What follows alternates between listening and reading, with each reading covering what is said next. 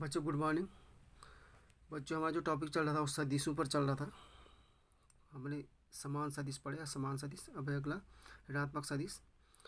ऋणात्मक सदिश वे सदिश होते हैं जिनका परिमाण बराबर होता है लेकिन दिशा क्या होती है, अलग अलग होती है, दिशा भिन्न भिन्न होती है, ऋणात्मक सदिश कहलाते हैं। ठीक है, जैसे मैंने एक सदिश खींचा, वेक्टर ए खींचा हुआ है और एक वेक्टर बी खींचा हुआ है। ठीक, इन दोनों का परिमाण बराबर है क्योंकि इनकी लंबाई क्या है, बराबर है, और डायरेक्शन क्या है, अलग अलग है। इसकी डायरेक्शन ये है, इसकी डायरेक्शन ये है, तो वेक्टर ए बराबर वेक्टर बी, लेकिन माइनस साइन इसलिए आया क्योंकि दोनों की दिशा क्या है, अलग अलग है। तो ये क्या है, ऋणात्मक सदिश है। ठीक, उसके बाद आता है अगला समरेखीय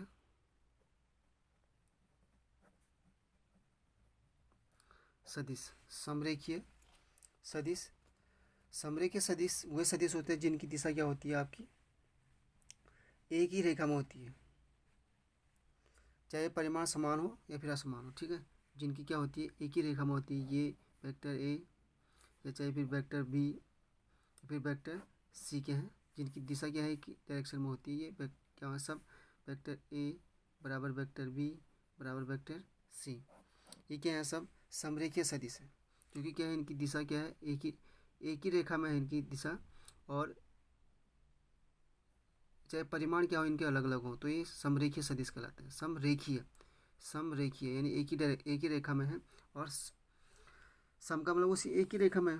ठीक, तो उसमें क्या होगा आपका, इनके जो परिमाण होंगे अलग अलग हो सकते हैं समरेखीय सदिश में। ये थोड़ा लंबाई ज़्यादा है, इसकी थोड़ा और ज़्यादा है, इसकी थोड़ा कम है, लेकिन डायरेक्शन क्या होती है, एक ही होती है, तो समरेखीय सदिश कहलाते हैं। ठीक, उसके बाद आता है एकांक सदिश। एकांक सदिश या फिर इसको इकाई सदिश भी बोलते हैं। एकांक सदिश या फिर इसको इकाई सदिश भी बोलते हैं। वे सदिश होते हैं एकांक सदिश जो सिर्फ किसी सदिश की डायरेक्शन को बताते हैं।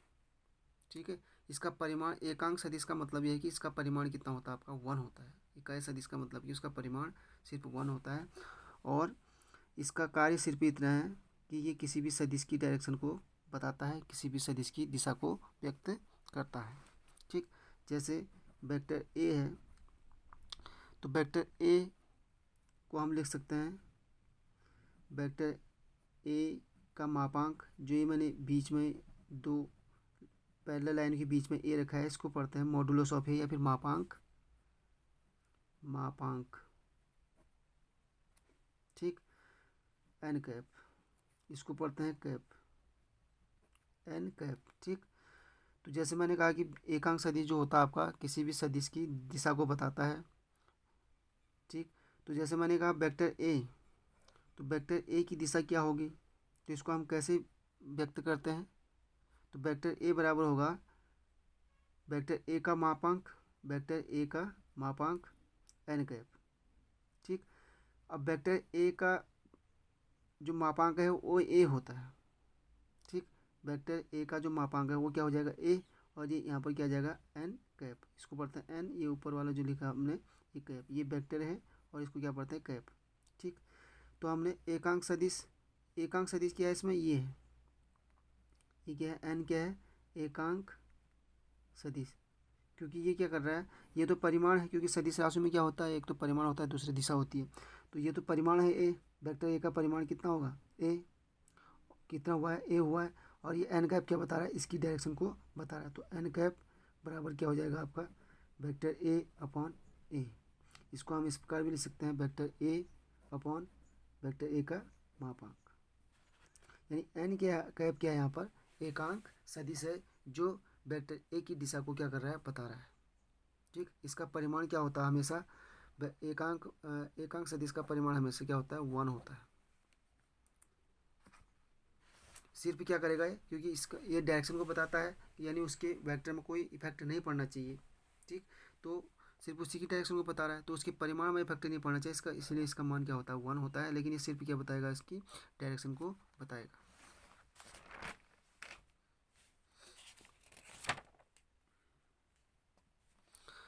उसके बाद आता है समकोणीय सदिश। समकोणीय सदिश, ये एक्स एक्सिस, ये वाई एक्सिस और ये जेड एक्सिस। हमेशा ध्यान रखना कि समकोणीय सदिश में एकांक सदिश जो होता है एक्स एक्सिस में हमेशा आई कैप होता है, इसको पढ़ते हैं आई कैप, और जेड डायरेक्शन में होता है, वाई डायरेक्शन में होता है जे कैप, और जेड डायरेक्शन में होता है आपका के कैप। ठीक, ये आई कैप, जे कैप, के कैप क्या है, ये एकांक सदिश हैं जो एक्स एक्सिस की डायरेक्शन को बता रहे हैं। ये जो जे कैप है ये वाई एक्सिस की डायरेक्शन को बता रहा है। जो ये के कैप है क्या होता है आपका एकांक सदिश है जेड एक्सिस की डायरेक्शन को बता रहा है। जैसे मैंने कहा एन कैप था, तो यहाँ पर अब हमने क्या कर लिया, एन कैप की जगह पर क्या हो गया, ये एन कैप भी एकांक सदिश है, लेकिन यहाँ पर क्या एक्स एक्स की डायरेक्शन में अपने अपने नोटेशन होते हैं। आई एक्स एक्सिस की डायरेक्शन में क्या होगा, आई कैप ही एकांक सदिश होगा, और वाई कैप की डायरेक्शन में वाई एक्सिस में क्या होगा, जे कैप क्या होगा, एकांक सदिश होगा, और जेड एक्सिस में क्या होगा आपका के कैप होगा। जैसे मैंने कहा कि वेक्टर ए को हम किस प्रकार लिख सकते हैं, जैसे हमने पिछले उसमें लिया है, वेक्टर ए बराबर ए एन कैप, ये वाला देखो। ठीक, वेक्टर ए बराबर मॉडुलस ऑफ ए क्या हुआ, ए एन कैप। ठीक, एन कैप क्या बता रहा है, इसकी डायरेक्शन को बता रहा है, वेक्टर ए की डायरेक्शन को बता रहा है। ठीक, वैसे हम क्या लिख सकते हैं, वेक्टर ए को एक्स एक्सिस की डायरेक्शन में क्या लिख सकते हैं, वेक्टर ए बराबर वेक्टर ए का मॉडुलस आई कैप, यानी ए आई कैप। ठीक, क्योंकि ए तो परिमाण हो गया इस डायरेक्शन में, एक्सिस की डायरेक्शन में, और आई कैप क्या हुआ इसकी डायरेक्शन में, आई कैप ही इसको बता रहा है कि एक्स एक्सिस की डायरेक्शन में। वैसे बी की वाई की डायरेक्शन में वेक्टर ए बराबर क्या हो जाएगा आपका ए का मॉडुलस, यानी वेक्टर ए जे कैप। वैसे जेड एक्सिस में क्या हो जाएगा आपका वेक्टर ए बराबर ए का मॉडुलस के कैप। तो यानी ए का मॉडुलस क्या हो जाएगा आपका ए क्या हो जाएगा आपका के कैप। ए जो हो जाएगा आपका परिमाण है, के आपका एकांक सदिश।